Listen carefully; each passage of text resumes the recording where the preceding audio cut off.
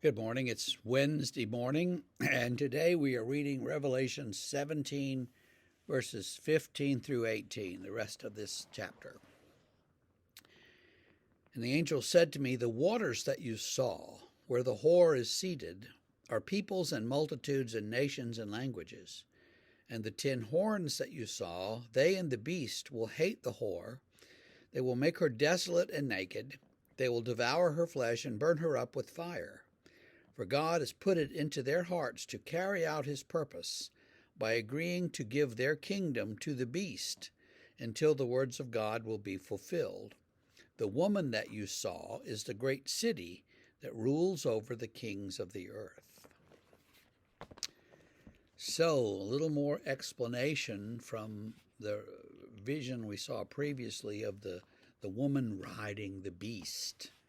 And all of this is symbolic of Rome and Rome's dominion over all these other lesser kings. And they're all enemies of God and God's people, God's rule.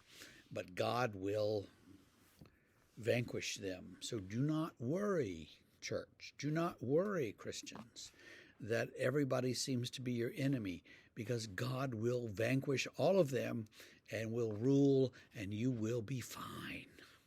That's the message of Revelation, and that's the message that we need to take from this book, and not all kinds of scary nonsense. So the water stands for all the people, all these peoples and languages and nations. So this overwhelming, flooding group of millions of people speaking all different languages and all different ethnicities and all different kinds of people, but gathered as a group. And that's the water that surrounds this beast and this woman. So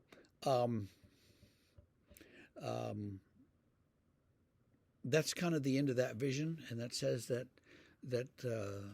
God is ultimately in control. God is going to win this battle. Don't worry about that.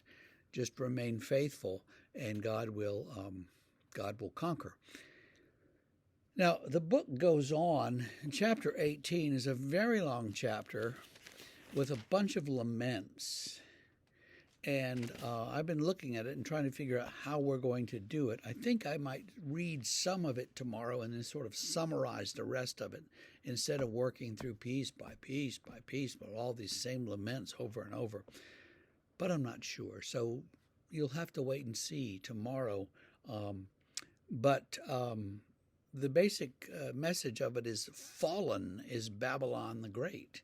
And so Babylon the Great, ancient Rome, the city that could never be destroyed, is fallen now in this picture, and God will prevail. Now, in actuality, in history, we know that Rome fell. It fell slowly, but Alaric I guess he was a Visigoth or something. He led his people into the streets of Rome in the year 404 A.D., and they kind of sacked the place and took what they wanted and left. And Augustine was alive at that point and said he couldn't believe that the barbarians were wandering the streets of Rome, killing people and doing things, because they're barbarians and they're in Rome, and how could this be? It was the end of the world for Augustine, and he wrote a big old fat book called The City of God, and he talked about the city of man and the city of God, and he talked about everything under the sun in this book. It's huge, and he just sort of rattles around and talks about everything he can think of, but his basic image is that you have the earthly city and the heavenly city, and so you have the earthly kingdom and the heavenly kingdom and how they relate. And that was a significant text for the rest of the Middle Ages, as were many of Augustine's texts. It's interesting that Augustine comes when he does. He's such a key figure. You wouldn't think from his background that he'd be a key figure, but he turns out to be important, and he but he continues this same message that God is ultimately in control, even when the barbarians are wandering through the streets. Now, in our time, a lot of people say, well, church is being persecuted. Well, the church is not being persecuted, folks.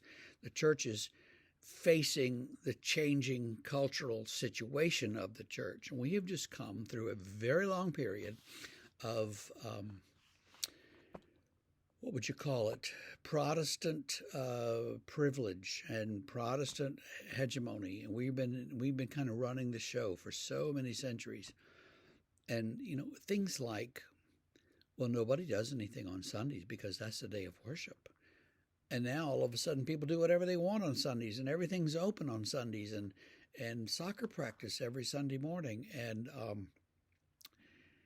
we sit in the churches and go, oh, what's wrong with these people? Don't they know it's a change in privilege? We're no longer privileged the way we used to be. I talked about that briefly yesterday. And when we're no longer privileged, we look at our loss of privilege as though it's the end of the world. Oh, no. Oh, no. My friend Wesley was interim pastor in Iowa one time at a big church in Des Moines. And he said one day he got a phone call from the local school district or somebody.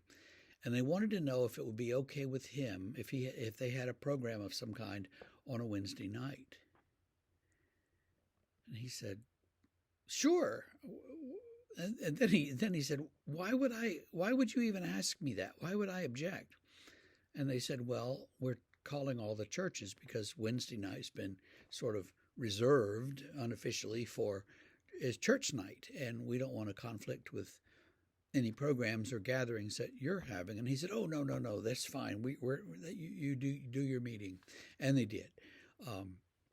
But see, in that case, you had a community that still saw Wednesday nights as a privileged time when the churches would meet, and so nobody else could meet. And part of that was because if you had a conflict, people are going to go where they're going to go. They're going to go to church. They're not going to go to the program or something. But Wesley said, it was the last dying breath of Christendom. Will Willimon says that Christendom ended on a particular April day in 1963 when the Fox Movie Theater in Greenville, South Carolina decided to show movies on Sunday afternoon. And he can give you the exact date.